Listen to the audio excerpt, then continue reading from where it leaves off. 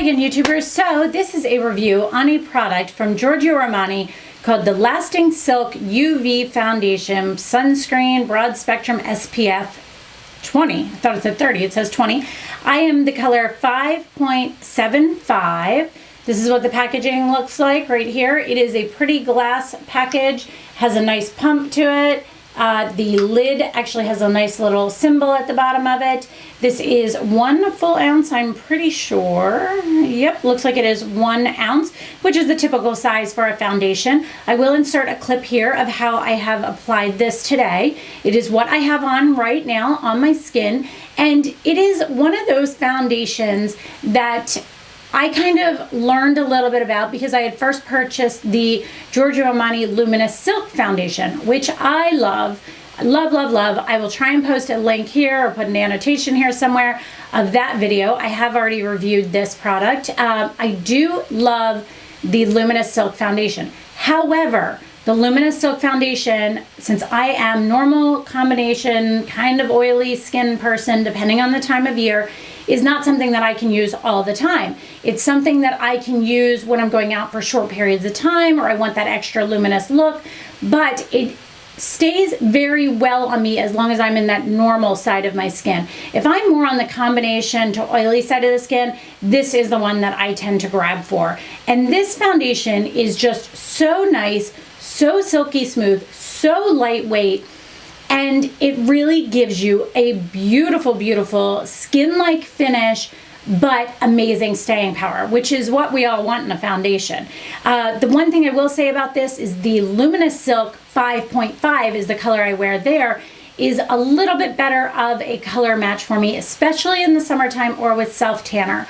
Right now I'm kind of in between those stages, but this one does a really, really nice job of giving me that very flawless finish and not quite as deep of a color. I need to look into what the next color up would be on this because I would like that for summertime, because summertime is when I tend to get a little bit more oily. They do carry 9 colors at Sephora. The first time I ever purchased Giorgio Armani, like, you couldn't get it anywhere except for like Saks and Neiman's. And I think I even went to one down in Tyson's Corner and picked it up, and it was the wrong color. Long story short, I kind of was like, I don't need this. This doesn't work right. And that was when I used to have the scary self-tanner days. If you all watch my old videos, you know what I'm talking about.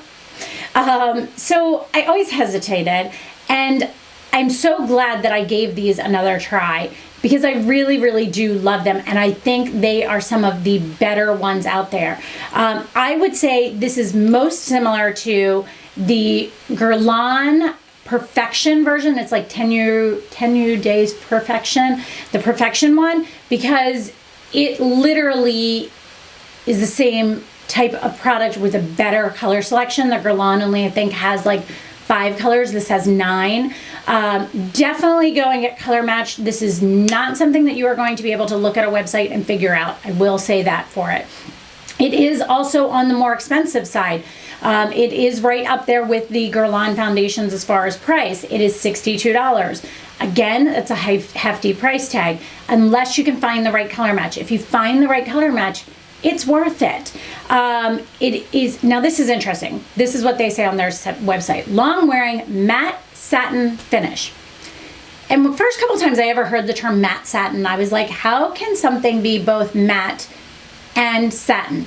But it really can, because I first thought of satin as having a sheen to it. And the matte satin really means that it helps keep your skin matte, but it gives you a very healthy, luminous look. It doesn't look flat matte. Like if you've ever tried Makeup Forever Matte Velvet Plus, that one is a flat foundation that you have to work back into. This you could simply wear, and it gives you that natural, similar to skin look, which is that matte satin. It is water-based, which is really good for people that have any reactions to things that are oil-based. I didn't even realize that when I first got it, but I am so excited about that because that helps me kind of control the oils too. It is a medium coverage foundation. You can build it up slightly, but I will say with this one in particular, if you try and build it up too much, can get a little cakey looking. It has won Allure's best medium coverage foundation for like the last couple years. That to me is pretty cool because Allure tends to have items that I love. Does that make sense? As I mentioned, this foundation tends to be better for the normal to oily skin tone people. If you are dry skin, I think you're better off with the luminous silk than the lasting silk, just as a thought. I use this with a brush or a beauty blender. I do not like this for using with my fingers. I have tried when I've been in a hurry or things like that. Not good. Doesn't work for me. It looks streaky and you see it more. It just, for some reason, I think the fingers pick up too much and it just works the oils of your skin with the water in the foundation. It just doesn't work well. So that is just definitely something to keep in mind too if you are someone that likes to use your fingers for foundation. So let me give you my breakdown. Pigmentation on these.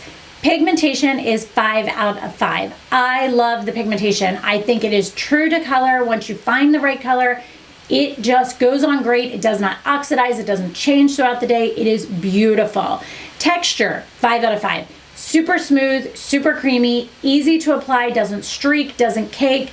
It just is awesome. The only thing, as I mentioned, just try not to apply it with your fingers and try not to over apply it because that's the only reason it can get cakey. It doesn't particularly get cakey because of the product. It gets because we put too much on. Longevity, I'd say this is a solid 4.5 out of 5. This does not move on me throughout the day for the most part. I will say on those hot days where I'm really, really oily, I do see some breakthrough. The foundation doesn't break apart and separate like some do. It doesn't stick to one area and not to another. I would just say my oils break through on the foundation a little bit more and I tend to look a little bit oilier. So if it's a hot day, I just bring an extra little compactive powder with me because I know that's going to happen with me across the board. So longevity is 4.5 out of 5. Application, I think it's a 4.5 out of 5. It applies beautifully with either a brush or a beauty blender. I think it is so easy to apply. As I said, it doesn't really streak, so it's really, really nice. I like it a lot. Packaging, I like the packaging. I think it's nice. I like the glass packaging, not the best for traveling, but you know, it's not gonna die. The pump, I love that it comes with a pump. It's just easy to get a hold of and to find in your drawer. Just stand straight, easy, convenient. Packaging's a good solid 4.5 out of 5. Color selection, I would say color selection is only a 3 out of 5 because they have 9 colors. So I'm sure they're missing some in there, as most foundations are. There are very few lines that have tons and tons. You know, you've got your Makeup Forever and your like Laura Mercier and things that really do have a huge, huge range. Cover FX is another one. So it's not the best of color selection, but it's not the worst of color selection.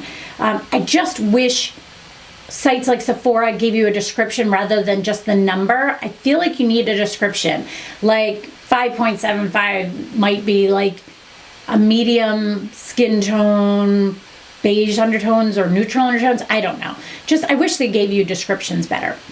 Price, I'd say it's again, I'm going to give it a 3 because it's not the most expensive I've owned, but it's not the cheapest I've owned.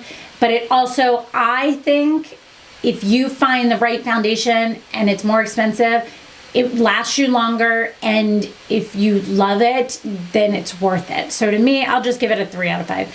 Product overall in this, though, is totally a 4.5 out of 5 for me. This is a product that I will repurchase. I had considered, as I mentioned, purchasing one in a darker shade. However, I just go for $62 unless it's a perfect match. I don't want to be mixing these. So that is kind of my thoughts and breakdown on this product. I hope you guys enjoyed this. Please let me know if you have any other questions on the product. And let's see here, what else I am wearing. Today I have on the Becca Backlit Primer, the Giorgio Armani Lasting Silk Foundation 5.75. Tarte CC Corrector under the eyes with MAC Pro Longwear. Laura Mercier Translucent Powder to set everywhere, including under the eyes.